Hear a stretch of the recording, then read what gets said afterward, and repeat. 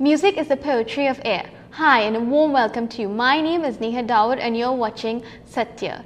Sathya highlights the aura, discussion and comparison of Indian classical arts, Western and fusion.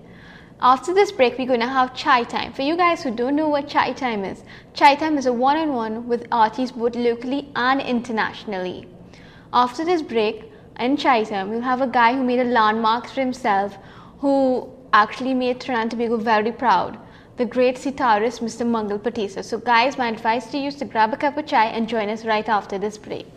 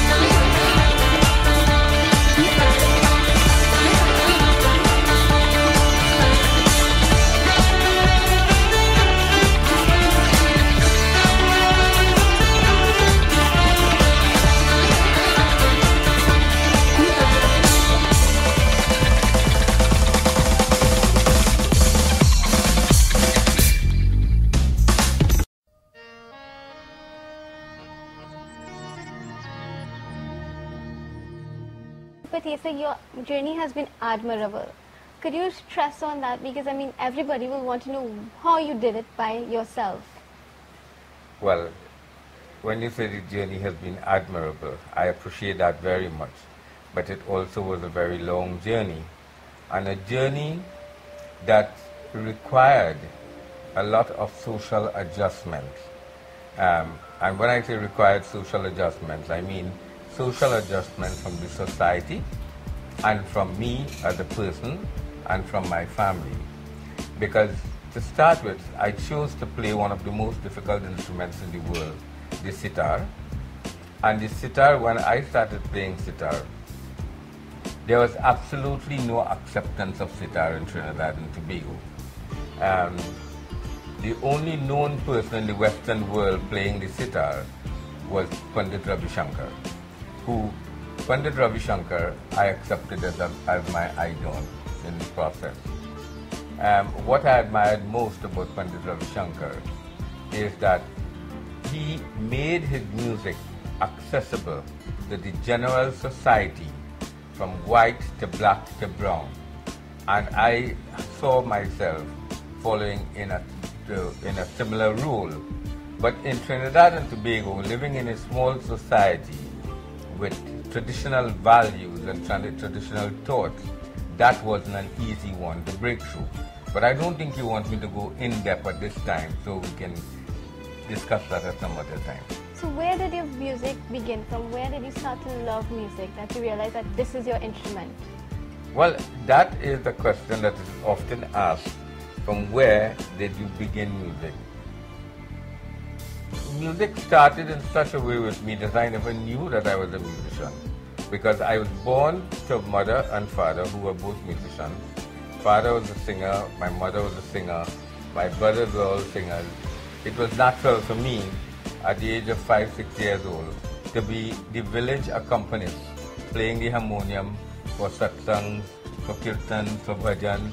I belonged to a family that were established in religious pursuits, so you find that spiritual songs and bhajans and beats were the things that I would naturally go to. Then at the age of 12, I took Guru Diksha from Swami Satchitananda, who had what you call Sandhya groups all over Trinidad and Tobago. So I started working with him on, singing and bhajans and kirtan again. And then later on the development went on to my playing mandolin, then going to college. I studied music in college. I belonged to the college band where I was playing the clarinet. And that evolution went on until later on I picked up the sitar. But when I picked up sitar with a knowledge of a whole lot of other instruments that went into the sitar. So, since you have started this sitar and you're classically trained in this profession, how is it that you get that concentration to sit and practice? Well, if you ask a psychologist to analyze what it is causes a musician to practice the hours, the excruciating hours that they do, one thing comes to mind. It's some form of motivation. It might be that my parents or the artist's parents were aspiring musicians, never reached there, and decided that their child must reach there. That motivation could have been a motivation based on fear. It could be a motivation, if you have smart parents, based on they helping you to develop a love for the chosen subject. But in my case, I cannot explain what was the motivation. The first day I heard Pandit Ravi Shankar, I was 16 years old. I heard that is your brother who brought that. Yes, my brother brought this CD, this vinyl record home. And when that started playing, I could not sit, stand, nor move. I just remained one way place. Tears started streaming down my eyes. My hair stood on end. And I was totally transfixed. When I caught myself, I sat down. And I listened to that record over and over for more than 5-6 hours. And that is when I decided this is the instrument that I will play, sitar. Because I know you are a busy person. So how do you get that time to take that concentration out, to take that time to develop all this and sit down and say, okay, I'm going to practice for 5 hours, 6 hours, 3 hours? Well, we are talking, I have to throw my mind back to my younger days. What I did, I had a full-time job. I used to get up between 2 and 3 every morning. And that is when I would practice until 6, 7 in the morning. Then I would go out to work, come back home in the afternoon, spend another 2 hours and practice. So my life was music and more music. I had to sacrifice a social life. And that's why I think I'm not too good socially.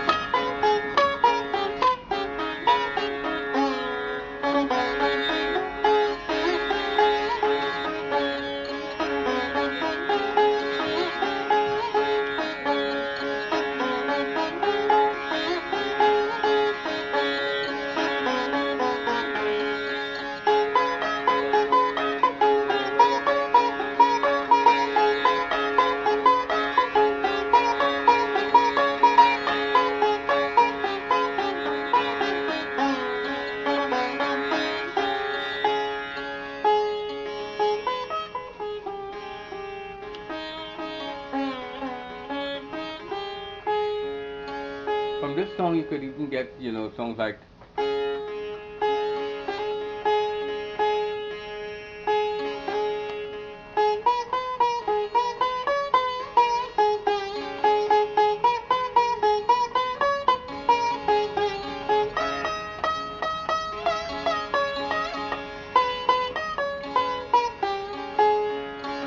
so you see, everything can happen out of the music. Out of the ragas, you can get almost everything. For instance, now one peculiarity about sitar is that you can move the frets on the sitar, unlike a guitar, unlike any other instrument. So see, for instance, this raga.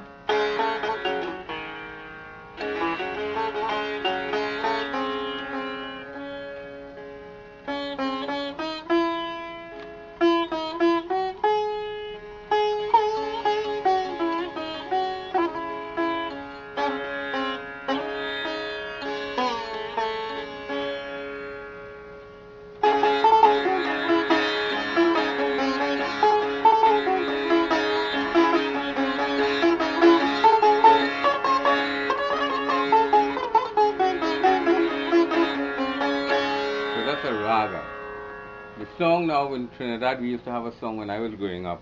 I go tell me mama don't send me down there.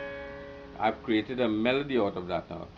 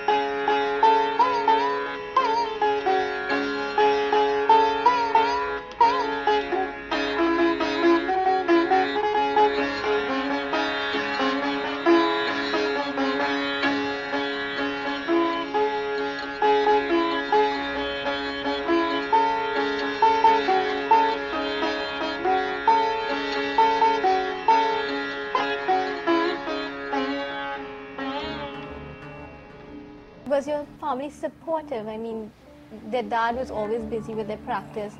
As a wife, I mean, she always wanted time to sit and have tea or something with you. How supportive were they with you? My wife, Roshni, I'll start with my wife, Roshni, because that's when I picked up sitar. I think it's after I got married I picked up sitar. So Roshni was there from the very beginning. I tell you what, I used to play music in a band, and Roshni thought, she didn't really care for band music and going out as well as drinking and playing music and people dancing and that kind of thing. Roshni belonged to something a little more sophisticated than that. So she was seeing me in a different light. She was seeing me as this classical musician, which really, I think that was divine intervention, because in God's wisdom, He chose a wife who will encourage me to get into the classical. When I got into the classical, Roshni was only too happy to sit very patiently and listen to me play. So that's really good. And she was extremely supportive. At the same time, I did not take advantage of that. I made myself useful also in the home. So what we did, we shared the household chores. And that sharing did not put a strain on her. What we sacrificed was a social life. And it's time that people take to socialize. It's the time I took to practice, and my wife took to read and to study and whatever. And what about the kids? Well, children came long after I became professional on the sitar. But when Sharda was our first baby that was conceived, she was conceived 10 years after we were married.